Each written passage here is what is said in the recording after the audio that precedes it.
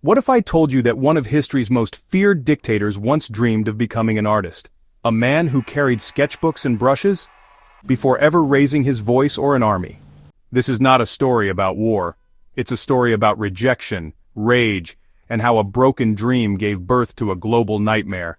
Keep watching, because Hitler's journey from failed painter to the architect of destruction is more chilling, more twisted, and more real than most people imagine. Welcome to SB Tells. Adolf Hitler was born on April 20th, 1889, in a small Austrian town called Braunau am Inn. His childhood was filled with tension, especially with his strict, often abusive father, Alois, who wanted him to become a customs officer. But young Adolf was drawn to something else entirely: art. He spent hours sketching landscapes, buildings, and historical scenes. Drawing gave him a sense of peace, an escape from a world where he often felt misunderstood. He admired the grandeur of architecture, the emotion of paintings. He saw himself one day becoming a famous artist, respected and known across Europe. In 1907, when he was 18, he applied to the Academy of Fine Arts in Vienna. He believed this was his destiny, but the Academy disagreed. They rejected him, saying his talent was unfit for painting people. The rejection wasn't just a blow to his ego, it shattered his identity. He tried again the following year, rejected again. Then, another devastating blow: his mother Clara died of cancer. She was the only person who ever truly believed in him. Now he was not only rejected by society but utterly alone. He remained in Vienna, living in poverty, surviving on a small orphan's pension, and by selling watercolors and postcards on the street. His world became darker. His frustrations grew. In the crowded multicultural city, his hatred toward Jews, whom he falsely blamed for his misfortunes, began to fester and intensify. Vienna at the time was full of social unrest, political tension, and rampant anti-Semitism. Hitler absorbed it all. His failure wasn't just personal anymore. It became political and racial. He built an internal narrative that he had been wronged not just by art schools, but by entire communities. This toxic mindset began to define his beliefs. In 1913, he moved to Munich, Germany to avoid military service in Austria and to find a new beginning.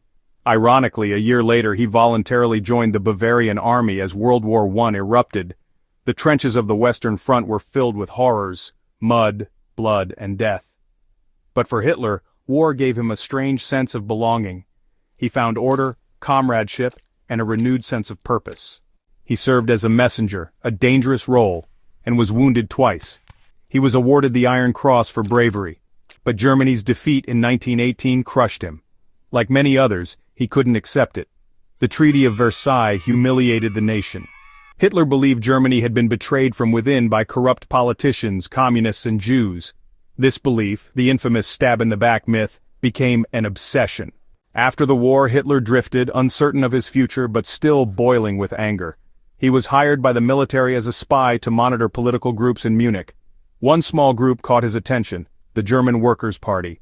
Their nationalist and anti-Semitic ideas echoed his own. Hitler joined and quickly became its most passionate speaker. Crowds grew larger every time he spoke. His speeches were electrifying, filled with emotion, blame, and a promise of rebirth. He knew how to manipulate pain and turn it into power. He didn't just speak to people's minds, he spoke to their anger, their fear, their lost pride. For many Germans devastated by war and economic collapse, Hitler sounded like the only one telling the truth. In 1920, he helped rebrand the group as the National Socialist German Workers' Party, the Nazi Party. He gave them a symbol, the swastika. He gave them a salute, a style, a message. Slowly, he gave them a movement. His vision of Germany was one of racial purity, unquestioned authority, and absolute control.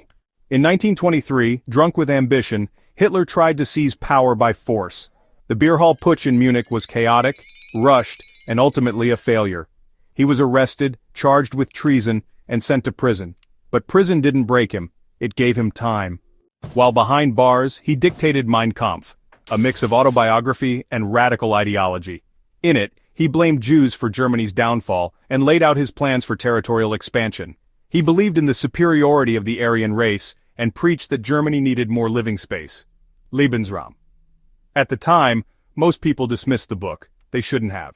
After serving just 9 months, Hitler was released. He now knew that brute force wouldn't be enough, so he changed tactics. He would rise legally, through elections, propaganda, and fear. As the global economy crashed during the Great Depression, Germany descended into chaos. People lost jobs, savings, and hope. In that darkness, Hitler rose again. He promised jobs, order, and pride. He said Germany could be great again. All he needed was power. In 1933, Hitler was appointed Chancellor of Germany. Within weeks, he used a mysterious fire at the Reichstag building to push emergency laws. Through the Enabling Act, he dissolved democracy and gave himself absolute power. The transformation was complete. The Weimar Republic was dead. The Third Reich had begun. He launched public projects like the Autobahn and rearmed the military, pulling the economy from collapse. People celebrated. Many believed Hitler had saved Germany, but the cost was horrifying. He began persecuting Jews immediately, boycotts, purges, and propaganda campaigns. The Nuremberg Laws of 1935 stripped them of citizenship and rights. Children were taught racial ideology in schools. Dissenters vanished. The Gestapo watched everything. In 1938, on Kristallnacht, the mask slipped completely. Synagogues were torched, Jewish homes and businesses smashed, thousands were arrested. It was the beginning of the Holocaust, though few realized it yet. Outside Germany, Hitler kept pushing, annexing Austria, then the Sudetenland, then all of Czechoslovakia. The world watched nervously, hoping to avoid war. Appeasement only fueled his hunger. In 1939, he invaded Poland. Britain and France declared war. World War II had begun. Germany's blitzkrieg crushed Europe. Country after country fell. Hitler stood triumphant. But while he waged war abroad, he waged genocide at home. The final solution was set in motion. Jews across Europe were herded into ghettos, then deported to extermination camps. Auschwitz, Treblinka, Sobibor, gas chambers, crematoriums. Unthinkable evil, systematic, industrial, and cold. Over 6 million Jews were murdered. Millions of others, Roma, Slavs, disabled people, political prisoners, were killed too. It was horror on a scale the world had never seen. Yet Hitler wanted more. He invaded the Soviet Union in 1941, opening a second front. It was a catastrophic mistake. The tide began to turn. The Red Army pushed back. The Allies landed in Normandy. Bombs rained down on German cities. By 1945, Berlin was encircled. Hitler, now hiding in his underground bunker, refused to surrender. Paranoid and delusional, he executed those he thought betrayed him. He married Eva Braun in a brief, desperate ceremony. The next day, both committed suicide. He shot himself. She swallowed poison. Their bodies were burned, just as he'd ordered. The Reich was finished. Germany surrendered days later. The war was over, but the scars would last forever. All across Europe, Allied forces liberated the camps. They found the evidence of genocide, piles of shoes, eyeglasses, bones, survivors barely alive. The world was stunned. Hitler's true legacy was laid bare. So how does a failed artist become the architect of genocide? It begins with rejection. It grows with anger. It thrives on silence and fear. Hitler wasn't born a monster. He was shaped by pain, failure, and a world that looked away until it was too late.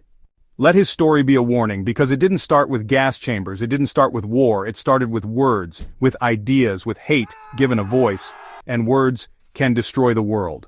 If this story gripped you, if you believe history should never be forgotten, please give this video a thumbs up, subscribe to the channel, and share it with someone who needs to understand how easily the world can fall into darkness. Leave a comment below.